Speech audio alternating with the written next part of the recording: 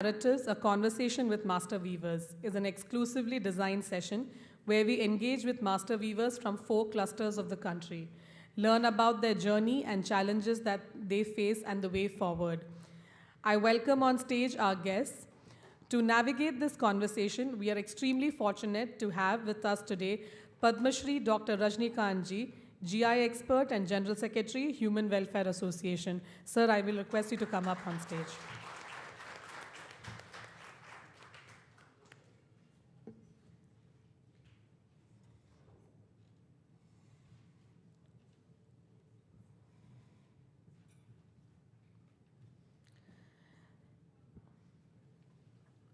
Dr. Rajnikant has played a vital role in protection and promotion of traditional handicraft and handloom products through the geographical indication and registration under intellectual property rights.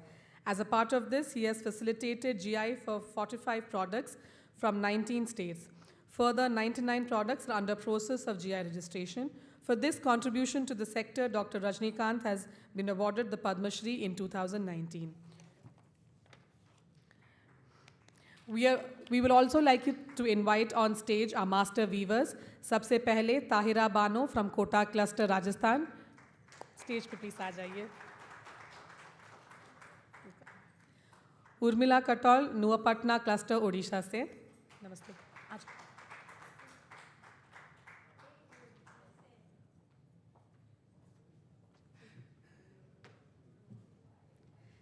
Hemlata Kharade Maheshwar cluster Madhya Pradesh से.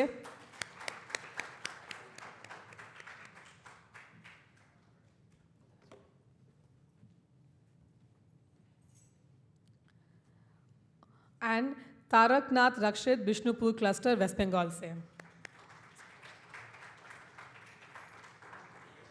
I now hand over Dr. Rajnikant Ji to take the session forward. Sir, mic.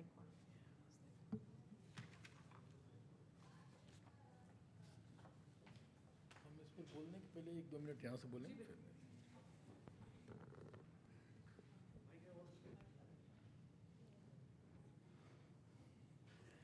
Access के इस national level के seminar में exhibition में आए हुए सारे लोग, हम आभारी हैं विपिन जी के, जिनके लगभग 25 वर्षों से हमारे संपर्क हैं, हमारे बहुत पुराने मित्र हैं, जिन्होंने बुलाया हमें. नहीं तो हम तो श्रीनगर में जीआई महोत्सव में थे इस समय, जो 2 अक्टूबर से शुरू हुआ है और 8 अक्टूबर तक चलेगा. और भारत के लगभग 120 जीआई प्रोडक्ट 240 पार्टिसिपेंट्स के साथ श्रीनगर में हैं, और जिसका पूरा खर्च भारत सरकार मिनिस्ट्री ऑफ कॉमर्स वहन कर रही है. DPIT वो सारे 240 artisans, weavers, producers, farmers free of cost 19 राज्य से वहाँ पे पहुँचे हैं. तो आप ये अंदाज़ा लगा लीजिए कि श्रीनगर जैसे जगह में, जहाँ कुछ वर्ष पहले हम कल्पना नहीं कर सकते थे बैठने की, रात में 9:30 बजे तक फंक्शन हो रहे हैं, स्टॉल खोले हुए हैं, बड़ी संख्या में खरीदार बाहर के भी और स्थानीय भी पहुंच रहे हैं. यही आपका दम है. जो बुनकर है, शिल्पी हैं, जिन्होंने हजारों साल की इस विरासत को बचा करके रखा है, ये उनका दम है. महिला बुनकर, महिला शिल्पी भी वहाँ पे पहुँची हैं श्रीनगर में, जिन्होंने कहा कि नहीं हम जाएंगे. हमें बहुत गर्व हुआ कि फुलकारी की एक शिल्पी हैं, हैंडीकैप हैं, बैसाखी लेके चलती हैं. जब लिस्ट फाइनल हम कर रहे थे तो उन्होंने हमको कहा कि नहीं हम श्रीनगर जाएंगे, वो जीआई के अथराइज यूज़र हैं. हमने कहा आपको दिक्कत होगी जाने में? बोले नहीं सर, कोई दिक्कत नहीं होगी, आप हमारा नाम जरूर फाइनल करिए. और हमें सीमा जी को देख कर बहुत गर्व हुआ वहाँ पे, और लेफ्टिनेंट गवर्नर ने उद्घाटन के समय में उनको बहुत शाबाशी दिया. तो ये और किसी के बस का नहीं है, ये आपके बस का है. जो 2500 साल पहले से जो यहाँ की जानकारी की सांस्कृतिक विरासत है, जिसको लूटने के लिए पूरी दुनिया से लोग आते गए, लेकिन वो लूट के ख़त्म नहीं कर पाए। जैसे वेद को कोई ख़त्म नहीं कर पाया, वैदिक ऋचाएँ आज भी हैं, उसी तरह बुनकर के हुनर को, शिल्पी के हुनर को, किसान के काम को कोई ख़त्म नहीं कर सकता है। और हमारे आने के पीछे मकसद यही था, ये बताने का कि जो लोग बार बार सोचते हैं कि ये ख़त्म हो जाएगा, ये समाप्त हो जाएगा, नई पीढ़ी काम नहीं करेगी, फायदा नहीं मिल रहा है, हम उनको ये विश्वास दिलाने आए हैं कि ये समय वापस लौट आया है, बुनकर का, शिल्पी का, हैंडीक्राफ्ट का, हैंडलूम का, और हजारों साल तक ऐसे ही रहेगा, पूरी दुनिया में फैलेगा, कोई रोक नहीं सकता इसको। अगर एक्सेस है, तनेरा है, अवनी है, फैब इंडिया है, और अब तो बड़े बड़े मास्टर प्लेयर्स आने लगे। अब तो रिलायंस आपके पीछे घूम रहा है, बड़े फाउंडेशन बना लिए, आपके पास जाके रिक्वेस्ट कर रहा है कि आप अपने सामान को हमारे साथ रखो, क्योंकि पूरी दुनिया में कहीं बचा नहीं है। भारत में और एशिया के महाद्वीप को कुछ इलाकों को छोड़ करके, कुछ दक्षिण अफ्रीका में, कुछ लैटिन अमेरिका में, बाकी कहीं है नहीं। और सब वापस खोज रहे हैं यहीं आकर के कि हमको हाथ का चाहिए, असली चाहिए। हाँ, बीच का कालखंड जरूर 30-40 वर्षों का खराब था, और हमें कहने में कोई संकोच नहीं है कि जब सरकारें ध्यान नहीं देती हैं तो उसका नुकसान समाज को और देश को होता है। पावरलूम ग्रो करता गया, चीजें बढ़ती गई, आंख बंद करके सरकारें सोती रही। क्यों सो रही थी भाई? क्यों नहीं हैंडलूम मार्क को कड़ाई से, विलियम जी की हम बात को आगे बढ़ा रहे हैं, क्यों नहीं हैंडलूम मार्क को कड़ाई से लागू किया गया?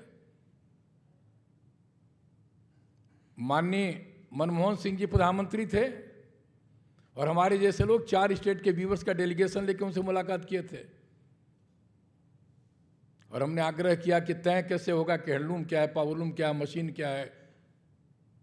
पहली बार भारत, स्वतंत्र भारत में पहली बार हैंडलूम मार्क बना, एक्ट बना, कानून आया। ये क्यों नहीं पहले आ गया? और बन तो गया, लेकिन सरकार के ही कार्यक्रम में handloom weavers cooperative society 90% powerloom का सामान बेचती है, और हैंडलूम के मंत्री आकर के, टेक्सटाइल के मंत्री आकर के, टेक्सटाइल के सेक्रेटरी आकर के वहां पर उद्घाटन करता है। अब इससे ज्यादा बेशर्मी की बात क्या हो सकती है? इसमें बहुत बड़े पैमाने पे काम करना होगा। हैंडलूम मार्क इस बात की गारंटी आपको दिलाता है कि वह हैंडलूम का बना है, लेकिन इस बात की गारंटी नहीं दिलाता है कि वो बनारस का बना है, कि पोचमपल्ली का बना है, कि महेश्वर का बना है, कि चंदेरी का बना है, कि उड़ीसा का बना वो कोटपाड है, कि पोचमपल्ली एकत है, कि उड़ीसा एकत है। इस बात की गारंटी नहीं दिलाता है। किस जगह से बन रहा है इसकी गारंटी नहीं दिलाता हैंडलूम मार्क। इस बात की गारंटी दिलाता है जीआई टैग, जिसका कानून इस देश में 2003 में पास हुआ और 2004 से इंप्लीमेंट हुआ। पहली बार दार्जिलिंग चाय को जीआई टैग मिला।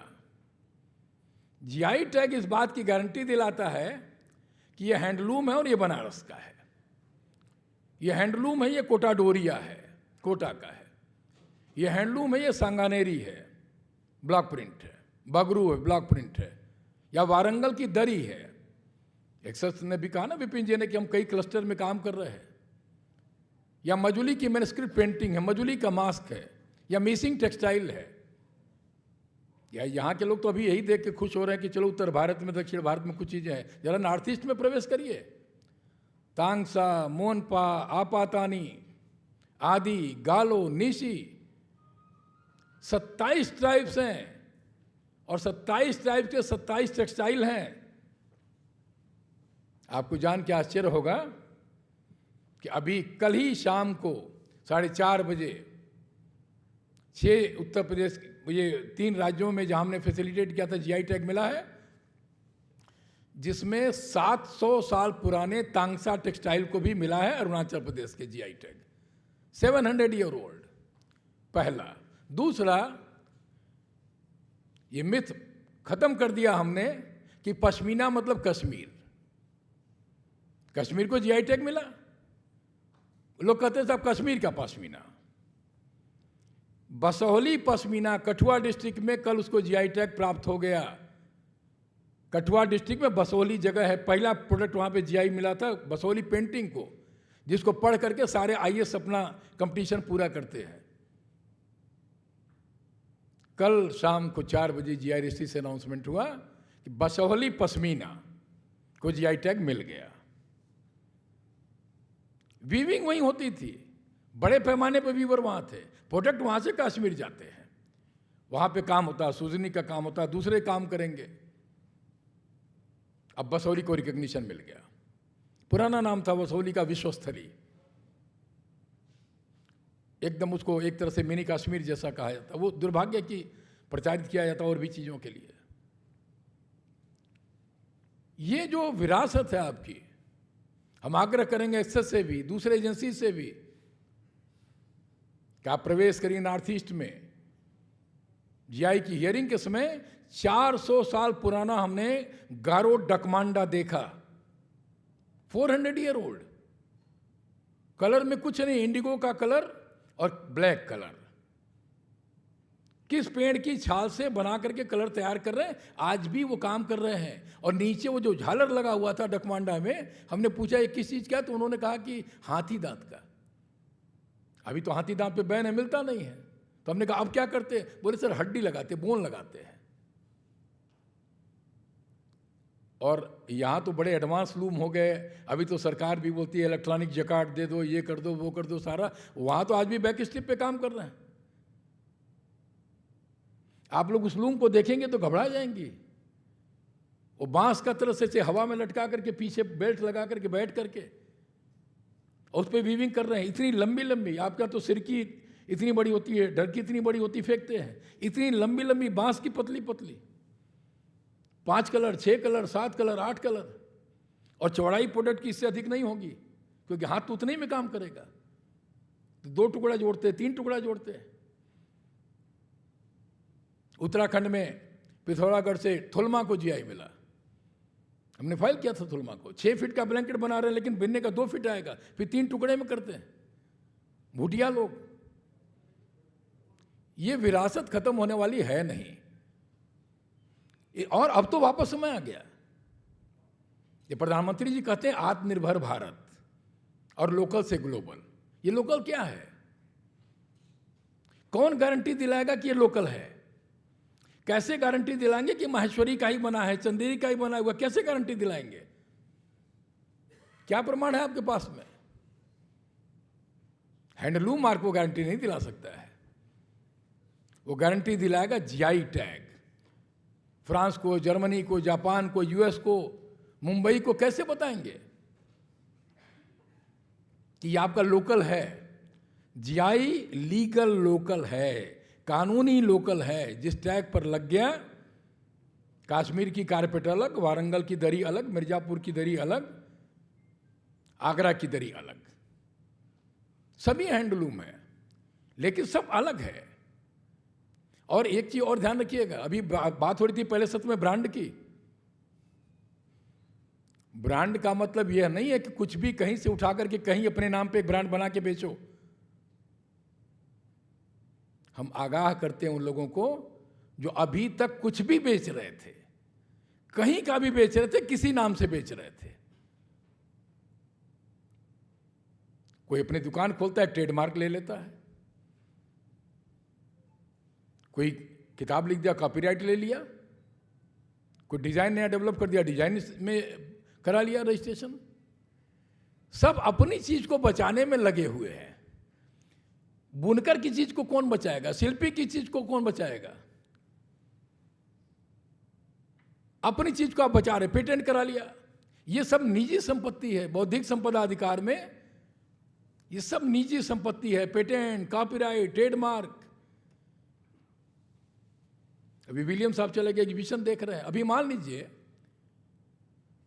कि बनारस में एक दुकान ओपन करके उस पर लिख दे फैब इंडिया, और बहुत चमकीला बोर्ड लगा दें। हम उदाहरण दे रहे हैं। अभी 80% कस्टमर वहीं आ जाएगा, क्योंकि उन्होंने 30 साल में एक ब्रांड डेवलप किया, एक नाम डेवलप किया। लेकिन ये उनकी प्रॉपर्टी है, निजी प्रॉपर्टी है, ये बुनकर की प्रॉपर्टी नहीं है। जो उनको मालूम होगा कि फैम इंडिया का यहां पे लेबल लग गया या एक्सेस का बोर्ड कहीं लग गया या तनेरा का बोर्ड कहीं लग गया, वो तुरंत वो एजेंसी अलर्ट हो जाएगी और पुलिस को कंप्लेन करेगी कि यह हमारे नाम से कैसे लग गया।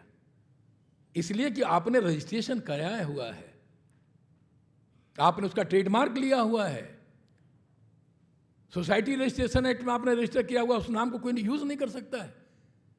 तो अपने चीज की चिंता है, जो बोर्ड लगा आप पहुंच गए तुरंत वहां पे कि नहीं आप इसको उतारिए, ये तो हमारा ऑलरेडी रजिस्ट्रेशन है, ये कागज है देखो। लेकिन 2500 साल पहले से बनारस का ब्रोकेड बन रहा है। अरुणाचल की Apatani textile 1000 year old history है, उसको कौन बचाएगा? उसके लिए कौन लड़ेगा? वही बनारस में नकली साड़ी बन रही है, पावरलूम से बन रही है, बनारसी का के बेच रहे हैं। दिल्ली में जितनी एग्जीबिशन लगती है, हमने यहाँ पे जब हमको आंचल जी ने कहा था कि हम लोग एग्जीबिशन भी कर रहे हैं, तो हमने कहा एक आग्रह हमारा है, कुछ एग्जीबिशन में अगर एक धागा भी पावरलूम का दिखाई देगा तो शायद हमारे जैसे लोगों को दुख होगा आने में। उन्होंने कहा कि नहीं, हम विश्वास दिलाते हैं कि जहाँ के भी प्रोडक्ट आ रहे हैं वो सब हैंडलूम के आ रहे हैं, क्योंकि एक्सेस का एक अपना रेपुटेशन है। तो अपनी चीज के लिए तो आप तैयार हो जा रहे संघर्ष करने के लिए, लेकिन गुलाबी मीनाकारी को कौन बचाएगा भाई? या वॉल हैंगिंग की बात कौन करेगा? सांगानेरी हैंड ब्लॉक की बात कौन करेगा? बगरू प्रिंट की बात कौन करेगा? ब्लू पॉटरी की बात कौन करेगा? अब खुर्जा में बन रहा है तो जयपुर वाला बेच दे रहा है ब्लू पॉटरी कह के, जयपुर में बन रहा है तो खुर्जा वाला दिल्ली में बना दे रहा है। और हमें कहने में दुख है कि मधुबनी जैसी पेंटिंग जिसको जीआई काफी पहले मिला हुआ है, दिल्ली के कुछ बड़े प्रोमिनेंट बड़े बड़े नाम वो दिल्ली में बैठा करके बनवा रहे हैं। यहां पे कुछ यहां की लड़कियों को जो पेंटिंग में एक्सपर्ट है उनको ले लिया, 500 रुपया 700 रुपया एक दिन का दे रहे हैं। अब आप अंदाजा लगाइए कि आर्टिजन क्यों नहीं चिंतित होगा कि मधुबनी को तो काम नहीं मिलेगा, जबकि जीआई इस बात की गारंटी देता है कि वो उत्पाद वहीं पे बनेगा, उसके बाहर नहीं बन सकता है, गैर कानूनी है, ध्यान रखिएगा। तो आपके अधिकार का अगर हनन होगा तो यही काम सरकार का है, यही काम एजेंसीज का है, यही काम स्टेक होल्डर का है। इसीलिए नई पीढ़ी काम नहीं करना चाह रही है कि बाजार में डिमांड है 1 लाख साड़ी की और पावरलूम ने 10 लाख साड़ी बना दिया और बेच रहे सभी हैंडलूम कह के।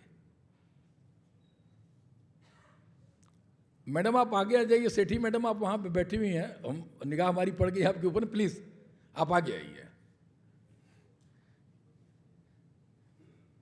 ये वो लोग हैं जो कि इस देश की विरासत को बचाने के लिए जब पैनल में बैठते हैं जीआई के, तो वीवर के पक्ष में, आर्टिजन के पक्ष में लड़ते हैं, स्ट्रांगली कहते कि नहीं ये होना चाहिए। तो नई पीढ़ी कैसे कहेगी कमाएंगे काम में?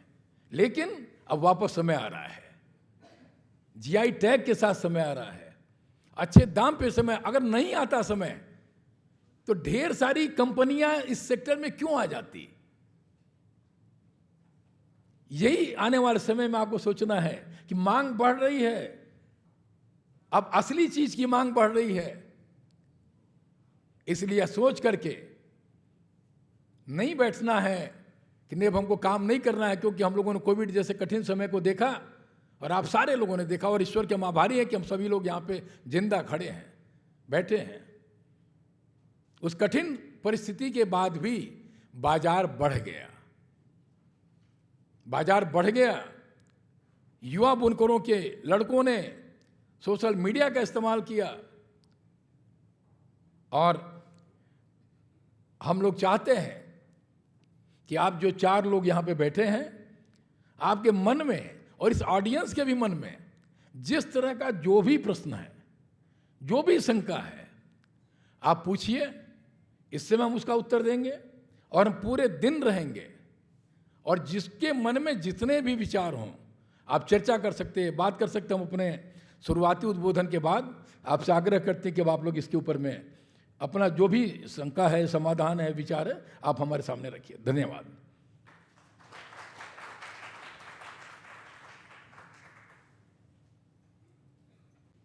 बताइए क्या चर्चा करना है, क्या बात करना है, किस तरह की बात करना है। अब एक बार फिर से दोहरा दें आप लोगों को कि तीन महत्वपूर्ण चीजें हैं। एक तो ये कि कोविड के काल में, कोविड के बाद किस तरह की दिक्कत, परेशानी, कठिनाई हुई और अभी उसको कैसे, उससे उभर करके आप बाहर आ रहे हैं। दूसरा, हम तीनों इसलिए सवाल एक बार में चर्चा कर दे रहे हैं ताकि आप अपने उसको उत्तर में शामिल कर सकते हैं। दूसरा कि अभी आने वाले समय में किस तरह की चुनौतियां हैं, क्या चीजें हो जाए तो अच्छा हो जाएगा। और तीसरा, किस तरह के सरकार से या इस संस्थाओं से इस तरह के सहयोग की अपेक्षा होगी कि नई पीढ़ी उसमें काम वापस अगर लग रहा है कि नहीं कम कर रही है, छोड़ी, तो उसको आगे बढ़ने लगे। बताइए। हेलो। पहले तो सर ऐसा है कि कोविड के समय तो पहले ठीक चल रहा था और जब ये कोरोना लगा उसके बाद में हालत ऐसी ख़राब हो गई कि कुछ बता नहीं सकते। क्योंकि उस समय क्या था, मेरे पास अहमदाबाद से ऑर्डर आया था 5 लाख का। वो ऑर्डर भी मार्च में मेरे को देना था माल, और अपना लॉकडाउन लग गया। और वो माल मेरे पास वैसे वैसे पड़ा रहा। मेरे लूम जो चल रहे थे 10-12 लूम, वो लूम भी मेरे सब बंद हो गए। उसमें धागा मटेरियल लगा था वो भी बंद हो गया। अब उसको करे तो क्या करें। अब परेशानी तो ऐसी आ गई थी कि कुछ कर ही नहीं सकते। और उस समय कम से कम 8 महीने का लॉकडाउन लगा था, तो हम तो 400-500 रुपये रोज़ काम करने वाले थे। अब उस समय ऐसे हालत हो गई थी हमारी कि 100 रुपये मजदूरी करने के लिए भी तैयार थे कि अगर अपने पास इतना स्टॉक भी नहीं था पैसा कि अपन वो बैठे बैठे खा सके, और परिवार को फिर कैसे चलाए। कारीगर जो हमारे थे वो भी परेशानी में थे। और उस समय सर 2 की तो हमारे 8 महीने में 2 की तो डेट हो गई थी कारीगर उनकी। और हालत ही ऐसी ख़राब थी कि हमको मजबूरन 100 रुपये रोज़ में काम करना पड़ा। और उसके बाद में पहले जो ऑर्डर मिलते थे वो ऑर्डर पहले अच्छे मिलते थे, और लॉकडाउन के बाद में ऑर्डर बहुत कम हो गए हैं। अभी की स्थिति ये है सर कि एक तो मार्केटिंग, और पहली अपने धागे मटेरियल की और डिजाइन की सर। अगर अपन मार्केटिंग अगर मिल जाए तो अपना माल बना के अच्छी तरह से बेच सके, और दूसरी धागे मटेरियल अगर सस्ते भाव में मिलेंगे तो अपन को 2 पैसे ज़्यादा मिलेंगे। तो पुराने ऑर्डर देने वाले सब नहीं ऑर्डर दे रहे हैं पर बहुत कम दे रहे हैं। पहले क्या था, बहुत ज़्यादा देते थे, और लॉकडाउन लगा जब से वो भी सोच रहे हैं कि ले या नहीं ले। क्योंकि मार्केटिंग में जैसे बिके या नहीं बिके वो भी अपने से ले लेंगे और फिर क्या करेंगे, रख देंगे, फिर उसको बिकना भी चाहिए। हाँ, तो अभी पहले से अभी कम ऑर्डर हो गए। और लूम भी पहले 15 लूम चलते थे, अभी मेरे पास 10 लूम है, 5 लूम बंद हो गए। ये हालत है सर अभी।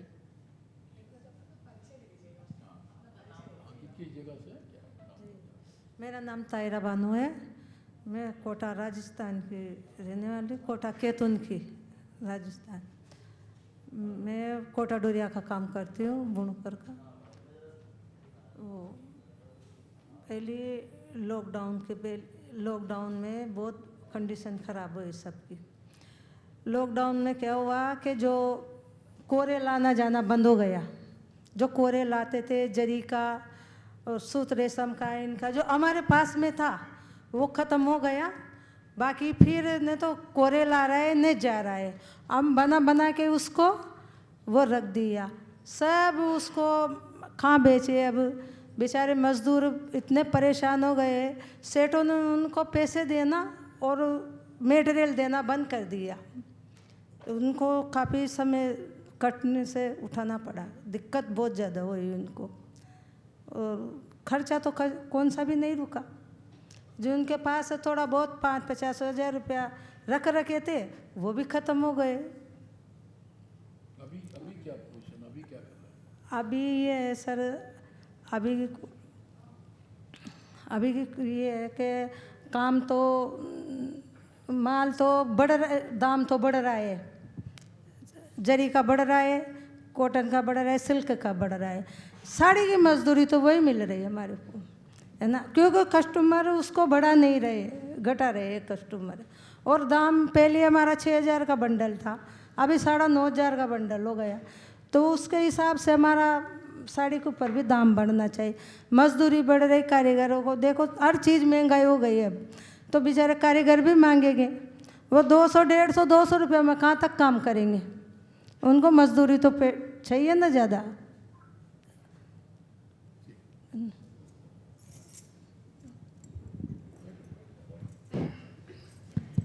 मो ना उर्मिला कटुआल, मु ओडिशारू आसीजे। प्रथम जय जगन्नाथ, जय जगन्नाथ, जय जगन्नाथ कही मु समस्त नमस्कार करुँची। मेरा नाम उर्मिला कटुआल, मैं उड़ीसा नुआपटना से आया हूँ। पहले सबको मैं जय जगन्नाथ बोल रहा हूँ। जय जगन्नाथ सर कोरोना टाइम मु ओडिया रे कही। हाँ कह तुम्हें कह जा। मु ओडिया रे कहूची, कोविड समय रे हमर बहुत असुविधा होता, जहाँ लुगा बुणिलु गाँव रे रहीगला, आउ बाहर को बिक्री हो जाई पाइलानी, कलर मध्य आसी पाइलानी गाँव को, जेतिकी थिला सेतिकी। आउ आमे जदि गोटे लुगा बुणिकी देलु, जदि 2,000 टंका मजूरी आमको मिलवा कथा, से आमको 500 टंका देले जे तमें एतिकी रे चलु था, लुगा बिक्री हेले आमे पैसा दबु। कोविड के वक्त में हमने बहुत तकलीफ उठाया। हमने जो भी बुनाई किया वो हम बेच नहीं पाए, और उस टाइम में हमको बहुत मतलब कहीं कलर भी नहीं आ पाया, और हम भी बेच नहीं पाए, इसलिए मजदूरी भी हमको भी बहुत कम मिला। बहुत मजूरी कम मिलला। आउ महाजन माने लुगा गाँव रे रखिले, से बाहर को बिक्री करि पाइलेनी, आमको भी कम पैसा देले, आमे सेतिकी पैसा रे बहुत कष्ट रे चलिलु। आउ आमको आउ जहाँ किसी सुविधा सुजोग अधिक देले आमे उपकृत हो पारिबु। उस टाइम महाजन जो हमसे लुगा ले रहे थे वो भी बेच नहीं पाया, इसलिए हमको बहुत कम मजदूरी दे रहे थे, और इसलिए हमको बहुत तकलीफ हुआ। और कुछ सपोर्ट मिलेगा तो फिर हम आगे बढ़ेंगे। हम वेस्ट बंगाल से आए, वो कोविड टाइम में तो बहुत प्रॉब्लम सबका ही था। हम सोच लिया जो सबका ही जो प्रॉब्लम था वो तो ऐसे ऐसे सॉल्व हो जाएंगे। दिक्कत था और डिलीवरी के लिए दिक्कत था, कोई कस्टमर में वो जो विवाद था उसको बनाने के लिए मजदूरी देना प्रॉब्लम हो गया था। तो अब क्या करें, तो जो महाजन थे हमारा पास, उधर से वो क्रेडिट लेके काम चला रहा था। धीरे धीरे तो सब सॉल्व हो गया उधर से, उसमें तो बात नहीं आता है। लेकिन बाद में जो हुआ, जो हमारा जो इकोनॉमी प्रॉब्लम है, जो हम जो हैंडलूम का जो लूम बढ़ाना चाहते हैं, तो किसी का पास जो बैंक में जाते हैं, क्या कोई अलग जगह में जाते हैं, कोई लोन नहीं मिलता है, और बहुत ज़्यादा इंटरेस्ट ले लेते हैं। जो भी क्रेडिट कार्ड में लोन मिलता है तो अभी फिर से शोध करने के बाद भी वो बोलते हैं डबल दे दूंगा, लेकिन शोध करने के बाद बैंक भी बोल देते हैं और नहीं होगा। क्यों शोध किया क्यों? ठीक है ना। और अभी भी जो मेन प्रॉब्लम है अभी, तो कोई मजदूर नहीं मिलता है। मतलब हमारा बिष्णुपुर में 500 जो लूम है, उधर का मजदूर था, मतलब एक लूम में 2 आदमी रहते हैं, ठीक है ना। तो मतलब 1000 होना चाहिए, तो उधर का होता है 800, बाकी 200 इधर से उधर करके चलते हैं। सब ये काम छोड़ के चला जा रहा है। इधर का एक दिन में चलता है 300 रुपये मिलते हैं, लेकिन ये काम छोड़ के अलग जगह में जाते हैं, मतलब जो लेबर करने के लिए, जो बिल्डिंग करने के लिए, उधर मिल जाता है एक दिन में 500 रुपया। तो बोला ये क्यों करे, हम भी चाहते हैं जो हमारा घर का जो लड़का लोग जो होता है ये इसमें नहीं घुसाओ। और हैंडलूम के साथ साथ जो मशीनरी को जो साड़ी बाहर हो गया ना, वो तो बहुत कम दाम में मिल रहा है, इसलिए इसका जो डिमांड है वो तो थोड़ा सा कम हो गया। और आपने जो बोला वो तो एकदम सच बोला। जो पेंटिंग कर रहा है किसी को पास से खरीद के लेके आके वो GI मार्क के लेके काम चला लेते हैं। ओरिजिनल जो विभाग है उसका तो कोई भी कुछ भी नहीं मिलता। ये तो मेन प्रॉब्लम है हमको सब।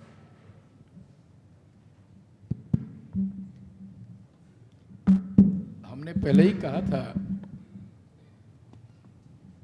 कि जो कोविड का कठिन समय था वो पूरी दुनिया के लिए था, और हम सभी लोग ऊपर वाले के आभारी कि अब सभी जिंदा हैं और यहाँ पे बैठे हुए हैं, नहीं तो किसी का भी लिस्ट में नाम रहता था वो कोविड के समय में नहीं है। तो वो कठिन दौर सबके लिए था और सारे लोग उससे निकले। लेकिन आप कभी ये सोचिए, आप सभी लोग और जो लोग भी हैं, कि अगर बाजार में डिमांड नहीं है तो एक सेठ की एक दुकान है, एक व्यापारी की एक दुकान है, उसने इस 2 साल में 3 दुकान कर लिया और 3 दुकान से सामान बेच रहा। अब एक पर वो बैठता, 2 पर उसके लड़के बैठते हैं। इसका मतलब ये है कि मांग है बाजार में। 200 करोड़ रुपया जिस प्रोडक्ट का कारोबार था वो बढ़ करके 800 करोड़ रुपया हो गया। इसका मतलब है कि बाजार में मांग है। सिर्फ अंतर क्या आया कि बाजार के अंदर में नकली सामान बहुत बड़े पैमाने पर आए। चाइना से बहुत बड़े पैमाने पर सामान आ रहा है। अब बनारसी साड़ी अगर वो सूरत में बन रही है और बनारसी करके बेची जा रही है तो बुनकर को तो काम नहीं मिलेगा। तो इसमें 3 लोगों की बड़ी जिम्मेदारी है। एक तो जो संबंधित विभाग है, सरकार है, जो उसको रोकने का कानूनी रूप से बुनकर को, शिल्पी को संरक्षण देने का काम करेगा। क्योंकि अगर कोई जीआई टैग मिल चुका है तो वहां पे तो नकली सामान उस नाम से बन ही नहीं सकता है। दूसरा काम है जो बड़ी संस्थाएं काम कर रही है इसमें, जो बड़े कारपोरेट हाउस काम कर रहे हैं इसमें, जो आपके सामान को बहुत महंगे दाम में भी लोगों तक बेच रहे हैं, लेकिन अच्छी बात है कि सही चीज बेच रहे हैं।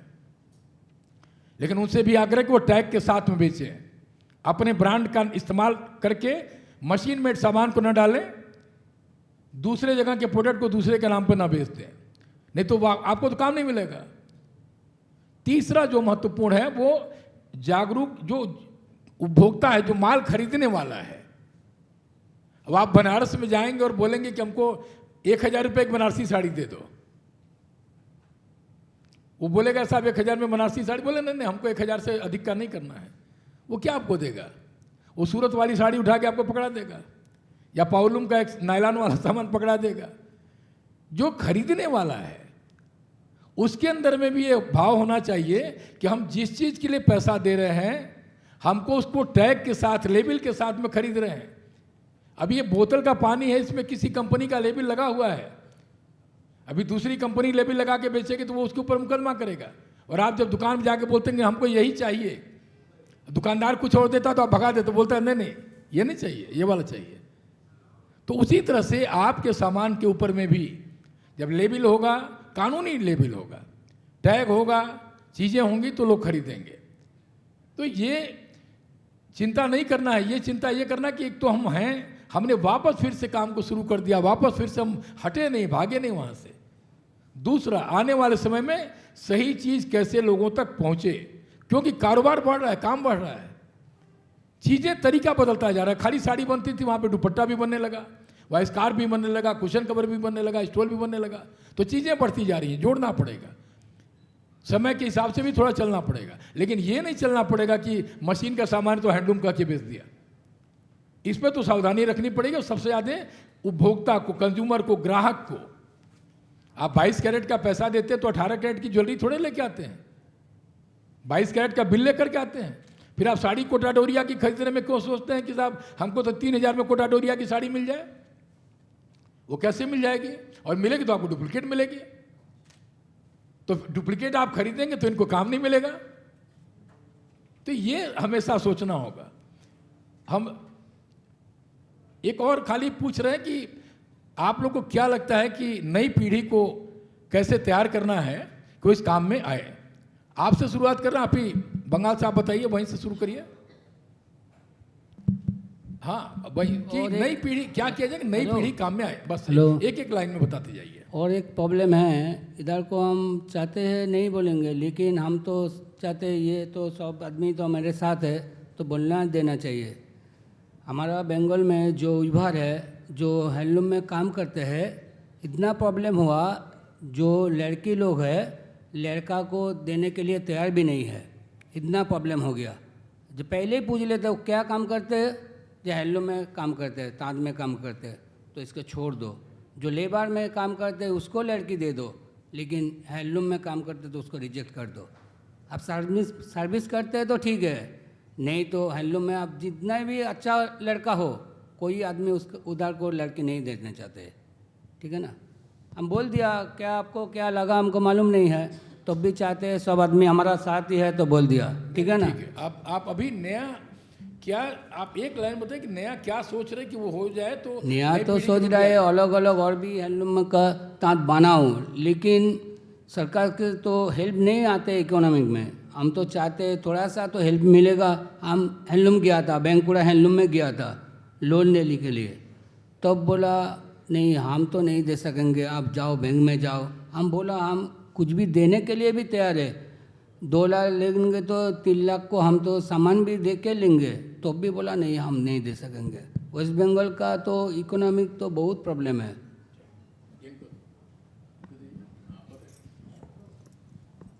नया लड़का या नई पीढ़ी कैसे आएगी, क्या कर देना चाहिए, कुछ बताइए।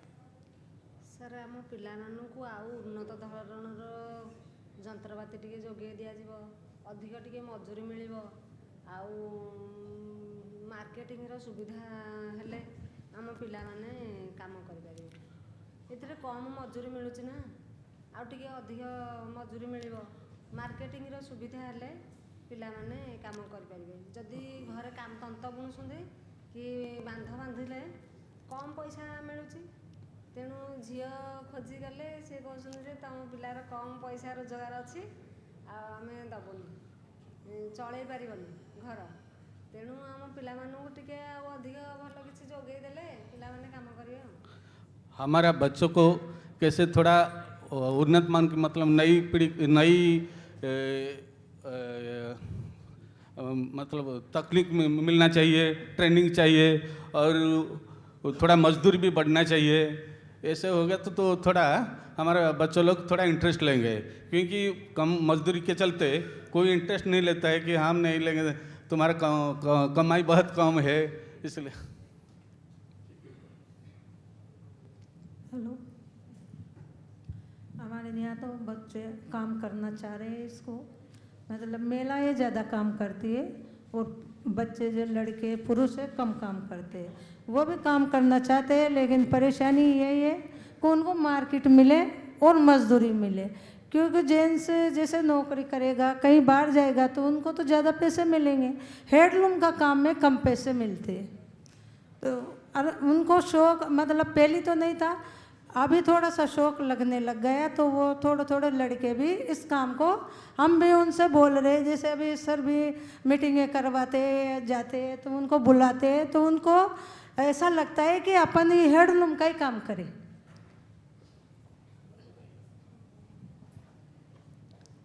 मैं चाहती हूँ कि मेरे लड़के जैसे मेरा बच्चा है वो करना चाहता है हैंडलूम का काम, और उसको हैंडलूम का काम सिखा भी दिया है, और उसको अगर मार्केटिंग मिल जाए या फिर धागे मटेरियल में कोई फ़ायदा मिल जाए तो वो आगे करना चाहता है, या डिजाइन सीखने को मिल जाए अगर, तब हम तो करते हैं। पर अब नई पीढ़ी अपने हिसाब से थोड़ी चलेगी, उनको वो पढ़े लिखे तो हैं, पढ़ा लिखा दिया उनको कि ताकि वो कम से कम काम संभाल सकें, पर मार्केटिंग की ज़रूरत है, धागे मटेरियल की ज़रूरत है, अच्छे से उनको सहयोग मिल जाए। जो आप बोल रहे हैं कि GI टैग मिल जाए अगर, तो उनको और सहयोग मिलेगा।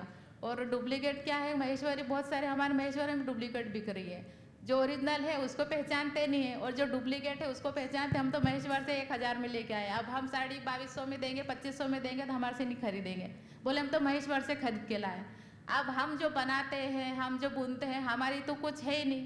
और जो सेठ लोग जो पावरलूम का बेचते हैं उनको बोलते हैं बड़े बड़े सेठ के वहाँ से खरीद के लाए। अब हम बोले भी कि ये पावरलूम की है, महेश्वरी नहीं है, तो हमारी कोई पहचान नहीं है। वो तो बोलेंगे नहीं नहीं 1000 में ही देते हैं वहाँ से, तो भाई वहीं से खरीदो, अब क्या कर सकते हैं हम। देखिए, ये हम आपको बता दें कि एक तो महेश्वर की साड़ी और चंदेरी, ये दोनों भी पहुंची हुई है श्रीनगर के GI महोत्सव में। हमें बहुत अच्छा लगा वहाँ पे भी देख करके। और जो ये बात निकल कर के सामने आ रही है कि ये सहूलियत मिलनी चाहिए, सुविधाएं मिलनी चाहिए, वो सारे लोग उससे सहमत हैं। लेकिन हमको दो चीज़ पे ज़रूर फोकस करना होगा। एक तो ये कि ये सिर्फ सरकार की रिस्पॉन्सिबिलिटी नहीं है। सरकार बहुत ढेर सारी योजनाओं को बनाती है, चलाती है, कई जगहों पे उन नीचे योजनाएं पहुंचती ही नहीं हैं, कई जगह अगर पहुंचती हैं तो आधी अधूरी पहुंचती हैं, कई जगह बहुत अच्छे से भी पहुंचती हैं। तो वो उनका काम है स्कीम को डालना, जिसमें जो संबंधित संस्थाएं हैं, एनजीओ हैं, फैसिलिटेटर हैं या एसोसिएशन से काम कर रहे हैं, जिसमें एक एक्सेस भी है। ये जो पढ़े लिखे लोग हैं, क्वालिफाइड लोग हैं, जानकार लोग हैं, उनको भी ये कोशिश करनी होगी और कोशिश कर भी रहे हैं कि उन सरकार की योजनाओं को लेकर के और वहाँ लोगों तक पहुँचाना। तीसरा, सरकार या दूसरे लोग भी अभी जो आज की तारीख में सोशल मीडिया का, ई मार्केटिंग का जो दूसरे प्लेटफॉर्म है, देखिए हम 33 साल से बुनकर लोगों के बीच में, महिलाओं के, शिल्पियों के, किसानों के बीच में हम हैं 33 साल से। और ये जो ट्रेडर है, जो व्यवसायी है, आप जब सामान बना के लेके जाते हैं तो बोलता है कि बाजार में बहुत मंदी है, सामान बिक नहीं रहा है और आपको तो तुरंत पैसा चाहिए। तो ये कह के आपके से सामान ले लेता है, कम रेट पे भी लेता अगर है, लेकिन वो महंगे दाम पे बेचता है और बहुत महंगे दाम पे बेचता है। वो हमारी भाषा में मिडिलमैन नहीं है, वो मार्केटिंग का एक चैनल है। लेकिन अभी आने वाले समय में बहुत सी ऐसी कड़ी बनी है, क्योंकि मिडिलमैन क्या, जो बुनकर है वो तो आप कोटा डोरिया से बना करके दिल्ली में आप ला करके सीधे नहीं बेच सकती हैं, कस्टमर वहाँ नहीं पहुँचेगा। आपको तो कोई न कोई ऐसी संस्था चाहिए जो आपको रास्ता दिखाएगी, आपको प्लेटफॉर्म देगी। एक समय के बाद हो सकता है कि आप इस तरह से तैयार हो जाइए कि वो मालूम हुआ कि मैसूर की साड़ी को सीधे लेकर के और श्रीनगर के एग्जीबिशन में पहुँच गया। तो जो व्यापार करने वाला वो तो कुछ भी बेच करके व्यापार कर लेगा, उससे हमको सावधान रहना है, सतर्क भी रहना है, लेकिन वो हटा नहीं सकते हैं, क्योंकि वो मार्केटिंग का एक चैनल, जैसे एक्सपोर्टर है, एक्सपोर्टर आपकी चीज़ को लेकर के एक्सपोर्ट करता है। मुख्य क्या है कि हम जिन चीज़ की डिमांड है उसको उसी ब्रांड के साथ में, उसी लेबल के साथ में, उसी टैग के साथ में बेचें। और ये जो संस्थाएं यहाँ पे बैठी हुई हैं, या लोगों में बड़े पैमाने पे जागरूकता के साथ साथ कानूनी जागरूकता भी उत्पन्न करें, ताकि आने वाले समय में 100% गारंटी के साथ अगर हम बोल रहे हैं कि बनारस की साड़ी या लखनऊ की चिकनकारी या पोचमपल्ली का एकत, उस प्रोडक्ट के ऊपर में जीआई टैग होना चाहिए अगर जीआई है। और हमें लग रहा है कि एक्सेस को आने वाले समय में इस दिशा में काफ़ी काम करना चाहिए, क्योंकि आप तो मार्केटिंग की फील्ड में बड़े पैमाने पर काम कर रहे हैं। छोटा सा QR कोड अगर बन जाएगा और सबके पास मोबाइल, आप स्कैन करेंगे तो स्कैन करते ही सबसे पहले माहेश्वरी साड़ी का जीआई सर्टिफिकेट आ जाएगा, फिर जीआई ऑथराइज्ड यूजर कौन है उसका सर्टिफिकेट आ जाएगा कि किसने बनाया है। और जीआई ऑथराइज्ड यूजर जो होता है वो व्यापारी नहीं होता है, वो बनाने वाले को भी मिलता है, व्यापारी को भी मिलता है, एक्सपोर्ट करने वाले को मिलता है। और आपको एक अच्छी जानकारी दे दें कि फीस सिर्फ 10 रुपये है। जीआई होने का कोई फायदा नहीं होगा अगर जीआई ऑथराइज्ड यूजर नहीं बने। तो आप सारे लोग जितने क्लस्टर्स में खासतौर से एक्सेस काम कर रहा है, या अवनी के साथियां बैठे काम कर रहे हैं, या सेठी मैडम बैठी काम कर रही हैं, या और भी जो लोग काम कर रहे हैं, दस्तकारी से लेकर सारे लोग, आपको कस्टमर को ये विश्वास दिलाना होगा कि 100% ये जेन्युइन लीगल प्रोडक्ट है। और ये कहानी से मत विश्वास दिलाइए अब कि साहब हम तो 4 पीढ़ी से बना रहे थे। आप 4 पीढ़ी से बना रहे थे तो अभी आप ठग भी रहे हैं। 4 पीढ़ी का हवाला दे करके अब पूरी पावरलूम की साड़ी को बनारसी करके 25,000 में बेच दिया, अब वो पूरी पावरलूम की साड़ी है और रेशम उसमें एक धागा भी नहीं लगा हुआ है। आप कहानी मत सुनाइए। हम बोलते आप 5,000 का बेचो, कहाँ भाई आप दिखा दो, जीआई टैग है, QR कोड है, स्कैन करो, मालूम हो जाएगा। अरे अल्फांसो मैंगो रत्नागिरी का बिक रहा है ना, एक आम के ऊपर में भी स्टिकर लगा दिया, स्कैन करते ही मालूम था किस किसान का है, किसके बाग का है, कहाँ का है, कैसे है, कौन बना रहा है, उसकी छोटी वीडियो क्लिप आ गई। अब आप उसके बारे में बेचिए। दूसरे जो जीआई हो चुके हैं उसके साथ और भी सतर्कता रखनी होगी, क्योंकि अगर नॉन जीआई प्रोडक्ट वहां पे है तो इस पर इन्फ्रिंजमेंट है, कम से कम 3 साल की 3 महीने से सजा शुरू होती है और जुर्माना लाखों में होता है, इसलिए बचने की गुंजाइश नहीं है। हम लास्ट में अगर ऑडियंस का कोई सवाल है तो हम उसको ले लेते हैं, फिर हम लोग इसको कंक्लूड करेंगे। अगर किसी का कोई प्रश्न हो, हमारे कोई साथी आए थे यहाँ पे पूछ सकते, हम कुछ पूछ सकते हैं। अगर किसी का कोई प्रश्न तो हम लोग ले लें, उसके बाद फिर हम लोग इसको समाप्त करें।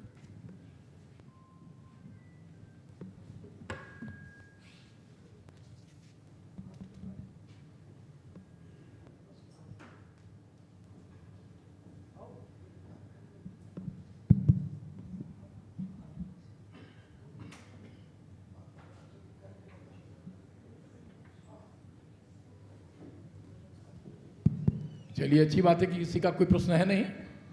हम सिर्फ आपको बता दें कि अब कुछ भी बेचने से काम नहीं चलेगा। जो लोग कुछ भी बेच रहे हैं किसी के नाम पे और किसी प्रोडक्ट के नाम पे कुछ भी बेच रहे हैं, अब उनको सावधान होना पड़ेगा। अपने मेले में, प्रदर्शनियों में, स्थानों में, कि आप अगर कोई ऐसा उत्पाद बेच रहे हैं जो जीआई टैग है और आप उसको आने वाले समय में, अभी इन्फ्रिंजमेंट, अभी कानूनी कड़ाई नहीं शुरू हो रही है इसलिए क्योंकि मालूम नहीं है लोगों को, लेकिन आप देखिएगा कि आने वाले समय में इस पर कानूनी कार्रवाई बड़ी तेजी से शुरू होगी। और जो लोग ये सोचते थे पहले कि हम करोड़ों रुपया लूट करके अपने घरों में रख लेंगे, कोई पूछेगा नहीं, 20 साल बाद भी उनके घरों में ईडी के छापे पड़ते हैं और वो करोड़ों रुपए बाहर निकल के चले आते हैं। इसलिए आने वाला समय बुनकर का है, शिल्पियों का है, किसानों का है, कारीगरों का है और असली सामान का है, क्योंकि उपभोक्ता भी धीरे धीरे जागरूक हो रहा है पूरी दुनिया में। नमस्ते सर, मैं महेश्वर से आया हूँ। मैं खुद वीविंग करता हूँ और सेल भी करता हूँ, सप्लाई भी करता हूँ। मैं ये जानना चाहता हूँ कि जीआई के अंतर्गत अगर कोई डुप्लीकेट हमारा सामान बेच रहा है तो उसकी कार्रवाई कैसे की जाए? बहुत बढ़िया सवाल इन्होंने पूछ दिया, इसमें ढेर सारे लोगों के उत्तर आ जाएंगे और लोग सतर्क भी हो जाएंगे। एक तो महेश्वर साड़ी में बड़े दुख के साथ कहना पड़ रहा है कि अभी तक मात्र 15 या 18 लोग जीआई एथराइजर बने हैं। बहुत समय तक जिस संस्था को महेश्वरी साड़ी का एप्लीकेशन मिला हुआ था, जिसने अप्लाई किया था, वो किसी को बनाता ही नहीं था। यही कहानी चंदेरी में भी है, यही कहानी ढेर सारे और प्रोडक्ट में भी है, क्योंकि लोगों को मालूम है कि पोस्ट जीआई में, कोटा डोरिया में भी यही है कि उनको लगता है कि उनकी अपनी संपत्ति हो गई। हकीकत यह है कि जिस संस्था ने जीआई अप्लाई किया होगा, जीआई टैग मिला होगा, वो उसकी संपत्ति नहीं है। संपत्ति पूरे समाज की होती है, समुदाय की होती है, पहला।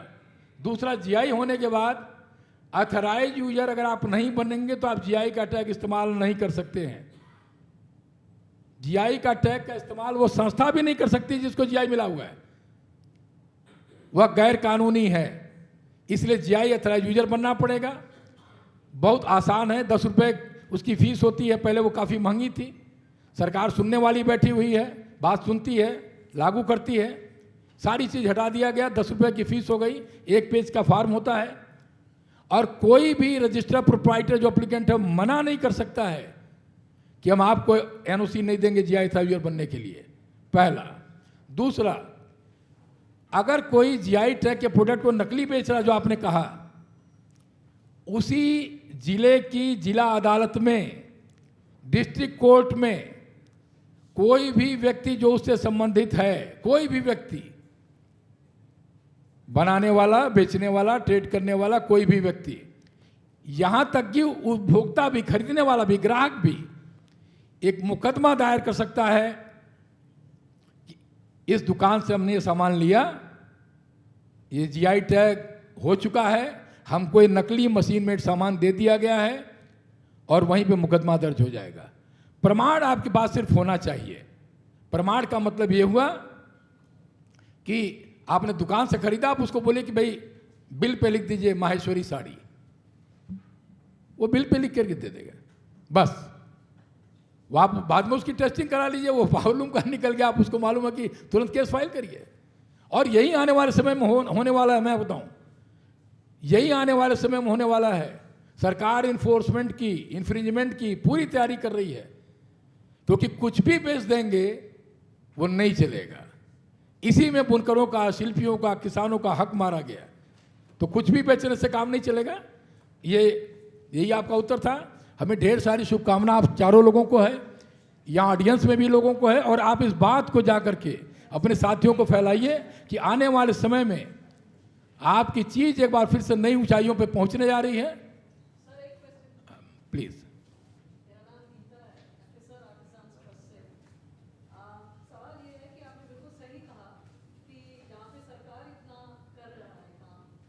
जीआई टैग के ऊपर आपकी विचार बहुत ही अच्छे हैं, ये प्रोटेक्ट करता है सारे हमारे आर्टिजान्स वीवर्स को। पर दूसरी तरफ जिस तरह से आपको याद होगा एक ज़माने में आईएसआई मार्क चलता था, तो कंज्यूमर भी जाके सिर्फ आईएसआई मार्क वाली प्रोडक्ट लेते थे, बड़े कंज्यूमर अवेयरनेस ज़्यादा था। तो सरकार इस मुद्दे पे क्या कर रही है कि एक अवेयरनेस जनरेट करे, ताकि जो खरीदार है, आपने सही कहा था कि जब तक ये दोनों तरफ से होता है, एक तो सरकार की तरफ से, एक खरीदार की तरफ से, तो खरीदार की तरफ से ये एक एश्योरेंस, ये सब एक अवेयरनेस बिल्ड हो जाए कि जब तक जीआई टैग ना हो आपको ये ऑथेंटिक प्रोडक्ट नहीं है। आप खरीद रहे हैं, वो आपका शौक है, आप कुछ भी खरीदें, पर ये जीआई टैग नहीं होगा तो ये it will be not be authentic Maheshwari या व्हाटएवर। ये क्यों नहीं हो पा रहा? पोस्ट जीआई इंटरवेंशन में उसी दिशा में काम शुरू हो चुका है। उसी का नतीजा है कि भारत में जो पहला जीआई महोत्सव हुआ वो वाराणसी में हुआ, दूसरा श्रीनगर में हो रहा है। हर बार international trade fair Pragati Maidan में एक्सक्लूसिव जीआई पैवेलियन लगाए जा रहे हैं, इस बार भी लगाए जाएंगे। वहाँ पे सिर्फ जीआई एथराइज यूजर ही पार्टिसिपेट कर सकता है, उसके अलावा कोई नहीं आ सकता है उस पैवेलियन में, और गवर्नमेंट पूरा एक्सपेंस बियर करती है। पोस्ट जीआई पे जागरूकता को लेकर के तमाम एजेंसियां भी काम कर रही हैं, और हमारे जैसे लोगों को जिसमें आमंत्रित किया गया है वो इसीलिए बुलाया गया कि हम इस ऑडियंस को भी ये बता सकें कि उसका महत्व कितना है। आईएसआई में तो गुंजाइश थी कि लोग देख करके खरीदते थे, यहाँ तो बड़े कानून को कड़ाई के साथ में, आप खुद सोचिए कि 2004 में इस देश में पहला जीआई हुआ और 23 चल रहा है, हम आज तक मात्र 504 जीआई तक पहुंचे हैं, जबकि चाइना के पास 7,000 से अधिक है, यूरोपीय यूनियन में 37,000 है, अकेले जर्मनी के पास 10,000 है। हम हैं कहाँ पे? इधर 6-7 वर्षों में जीआई में बहुत तेजी आई है, बहुत तेजी से ग्रांट्स होने शुरू हुए हैं। नहीं तो पहले तो हर साल 25-30 फाइल होते थे और वही 25-30 ग्रांट होते थे। 1.5-2 साल के बाद में हमें कहने में गर्व है कि देश के 22 राज्य में 205 जीआई फाइल कराने का गौरव हमें हासिल हुआ है, और उस 205 में 18 अरुणाचल प्रदेश से भी है। तो ये निकलना पड़ेगा, बाहर आना पड़ेगा। उत्तराखंड जैसे छोटे से स्टेट में, लेकिन वो देवभूमि है, 8-9 जीआई हो चुके हैं और 18 जीआई नवंबर में आने जा रहे हैं। तो काम तो करना पड़ेगा, सरकारें इस पर तैयारी कर रही हैं, लेकिन संस्थाओं को भी तैयारी करनी पड़ेगी कि आने वाले समय में हमें अच्छा लगेगा कि जब विपिन जी ये कहेंगे कि हम एक एग्जीबिशन प्लान कर रहे हैं और हैंडलूम की या हैंडीक्राफ्ट की, और उसमें सारे जीआई के अथराइज यूजर ही सिर्फ पार्टिसिपेट करेंगे, और मिनिस्ट्री ऑफ कॉमर्स डीपीआईटी के पास में 75 करोड़ की स्कीम है, पूल रखा हुआ है। कोई भी उस स्कीम में आवेदन करके, हमें गौरव है कि उस स्कीम को बैठ के हमने पूरा ड्राफ्ट कराया था पोस्ट जीआई इंटरवेंशन के लिए, जो आपने कहा ना जागरूकता के लिए, ये उसी का पार्ट है। Skill training, marketing, international exposure सबके लिए है। आने वाले समय और आप कर सकते हैं, क्योंकि आपका एक लंबा अनुभव है एक्सक्लूसिव जीआई एग्जीबिशन प्रोडक्ट की, और जीआई अथराइज यूजर के टैग के साथ में उसका नतीजा ये होगा कि जेन्युइन लोग आएंगे सामने, सही लोग आएंगे सामने, और कस्टमर भी आकर के स्कैन करेगा और कहेगा ये सर्टिफिकेट आ रहा है, ये थ्राइजर का सर्टिफिकेट आ रहा है, ये डिटेल आ रहा है, ये वीविंग की एरिया आ रही है। आने वाले समय में दस्तकारी हाट बहुत बड़े पैमाने पे इसको कर सकता है। बड़े बड़े एग्जीबिशन आप लोग ऑर्गेनाइज करते हैं, तो ये प्लान करना पड़ेगा, फोकस्ड होना पड़ेगा। उपभोक्ता ऐसे ही जागरूक होगा और हमें लग रहा है कि यही जागरूकता का जो तरीका होगा आने वाले समय में, जो सैकड़ों साल से लोग काम कर रहे हैं वो फिर से बढ़ेंगे और नई पीढ़ी 100% काम में वापस लौटेगी या आना शुरू हो गई है। बहुत बहुत धन्यवाद आप सभी लोगों को। Thank you. नमस्ते सर। अगर टाइम है तो एक लास्ट सवाल एक्चुअली। मेरा नाम अनोहिता है और मैं दिल्ली से हूँ। पिछले 1 साल से एक छोटा सा ब्रांड बिल्ड करने की कोशिश कर रही हूँ, हैंडलूम एंड हैंडीक्राफ्ट, खद्दर नाम है उसका। मेरी समस्या थोड़ी सी अजीब है, बट मुझे लगा कि यहाँ पे हमारे व्यूवर्स भी, आप भी हैं, तो ये सही प्लेटफॉर्म है शेयर करने के लिए। मेरी एक कन्फ्यूज़न हम कह सकते हैं, हम जब वीवर्स और आर्टिजन्स के साथ काम करते हैं तो कुछ लोग होते हैं जो एज इट इज सोर्स भी करते हैं, वीवर्स के पास जो स्टॉक्स है उन्होंने ले लिया, इधर इट्स पावरलूम है, हैंडलूम, कोई फ़र्क नहीं पड़ता। बट कुछ ऐसे डिज़ाइनर्स और कुछ अपने जो क्यूरेटेड डिज़ाइंस बनाना चाहते हैं, सो फ्रॉम ड्राफ्टिंग से लेके ब्लॉग और खाका तैयार करने तक का सारा काम स्क्रैच से वो वीवर्स के साथ मिलकर करते हैं। And once the design is ready, sari ready है एंड वो साड़ी हमें मिल जाती है, और अगर हम B2B के लिए काम कर रहे हैं तो हमें फुल एक कॉन्फिडेंशियलिटी, वो बॉन्ड साइन करना पड़ता है कि ये डिज़ाइन मार्केट में लीक नहीं होगा, जो कि हम अपनी तरफ से पूरी कोशिश करते हैं। बट समटाइम्स हमारे जो वीवर बहनें और भाई बैठे हुए हैं वो डिज़ाइंस बाकियों को भी दे देते हैं, फॉर एग्जांपल। सो इससे ये होता है कि अगर मैं पहली बार कहूँ, एक तो ट्रस्ट ब्रीच होता है, बिकॉज बात तो हमारी होती है कि आप ये डिज़ाइन किसी को मत देना, बिकॉज ये very exclusive to that particular designer और वो पर्टिकुलर उससे हो जाता है। सो इसमें हम उस चीज़ को कैसे रखें, बिकॉज जब वो डिज़ाइन लीक होता है तो एक तो जो काम उनके साथ कर रहा है उनका बहुत भारी नुकसान होता है, क्योंकि मैं अगर सामने वाले किसी B2B से डील कर रही हूँ, वो अगली बार हमें काम नहीं देंगे क्योंकि वो ये नहीं समझेंगे कि वो डिज़ाइन मेरे पास से लीक नहीं हुआ है। हम आपके प्रश्न को समझ गए। इसका बहुत ही सामान्य और अच्छा उत्तर है, इसमें कोई संदेह नहीं। जो आपका कंसर्न है कि जो काम करने वाले भी लोग हैं वो थोड़े से लालच में, और ये सारी चीज़ें हम लोगों ने 32-33 साल में देखा भी है कि 500 रुपया किसी लोकल ने अधिक दे दिया तो मालूम हुआ कि उसको अधिक पकड़ा दिए, और डिजाइनर लंदन में बैठा हुआ तो उसका जब फ़ोन आ रहा है कि हमारा सामान क्या हुआ, तो बुनकर बोलता है कि 2 महीने से तबीयत खराब है, बना नहीं है, और लेकिन आपके सामान को बना करके किसी को 500 रुपया ज़्यादा मिलने में पकड़ा दिया। बहुत आसान है, किसी के साथ में अगर काम करिए तो एक 4 लाइन का लिख करके थोड़ा सा एक सिग्नेचर करा लीजिए, उसको बता दीजिए साफ साफ। कई बार उनको भी जानकारी नहीं होती है कि ये हमारी डिज़ाइन है, किसी भी स्थिति में अगर ये दूसरे को बीच में बेच दी गई या बिना हमारे परमिशन के बेच दी गई तो आपके ऊपर में हम किसी तरह की कानूनी कार्रवाई कर सकते हैं, ये बताना पड़ेगा। ये हमने बनारस में भी देखा है, और अच्छे अच्छे राजघरानों की डिज़ाइनें आती हैं, 200 साल पुरानी साड़ी आती है और कहा जाता है कि इसको हमको सेम साड़ी को चाहिए ग्रैंड डॉटर को पहनना शादी में, और बड़े बड़े राजघरानों से, और वो लोग नक्शा पत्ता से लेके पूरा तैयार करते हैं, कास्टिंग बता देते हैं, साड़ी बनती है, साड़ी चली जाती है, फंक्शन खत्म होते हैं, बाद में फिर वो कहते हैं कि अब इस साड़ी को आप बना सकते हैं, अलाउ करते हैं। तो इसलिए ये तरीका तो अपनाना पड़ेगा थोड़ा सा, और इन लोगों को भी मालूम होना चाहिए कि नहीं भाई हम अगर किसी चीज़, पहला। दूसरा, कोई भी डिज़ाइनर, कोई भी ट्रेडर, कोई भी एक्सपोर्टर जो उस प्रोडक्ट में डील कर रहा है वो GI का ऑथराइज यूजर बन सकता है। शर्त सिर्फ एक ही होती है कि जिस प्रोडक्ट को खरीदेगा कहीं से वो उसी जोग्राफिकल एरिया की बनी होनी चाहिए, पहला। दूसरा, वो सिर्फ ऑथराइज यूजर से सामान खरीदेगा, ताकि कल को हमारे जैसे लोग अगर चेक करेंगे, जानकारी करेंगे, तो हम पूछेंगे भाई हम तो दिल्ली में सामान खरीदें, तो बिल मांगेंगे, तो बिल पे लिखेगा GI ऑथराइज रजिस्ट्रेशन नंबर, वो अपना लिख सकता है। हमने मुंबई के कई लोगों को बना साड़ी का बनवाया है। तो ये कोई भी बन सकता है, लेकिन जो सोर्स ऑफ ओरिजिन है, जो बनने का स्थान है, वो मधुबनी पेंटिंग दिल्ली में अभी 2-3 छापे पड़ जाएंगे ना, तो बड़े बड़े अच्छे अच्छे लोग उसमें अंदर हो जाएंगे, जो तब समझ में आएगा कि मधुबनी के लोगों को काम कैसे खत्म हो रहा है। अरे आपकी चीज़ को जब यहीं बना दिया जाएगा और आपके गाँव में हडर ही नहीं पहुँचेगा तो आप तो काम छोड़ ही देंगे ना। तो ये कड़ाई तो कानून को करनी पड़ेगी। Thank you.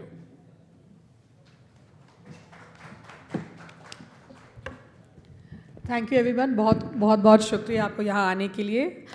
मैं रजनीकांत सर जी का शुक्रिया अदा करना चाहूँगी और हमारे मास्टर वीवर्स। सो सब please give a very big round of applause for all our master weavers. We will now break for a networking break.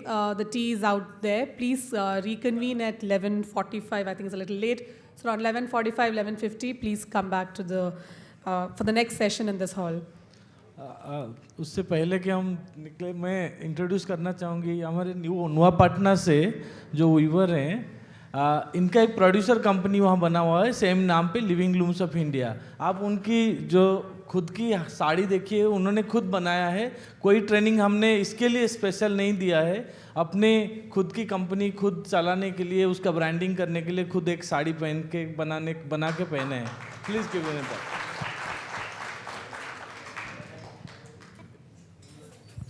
पूजा थोड़ा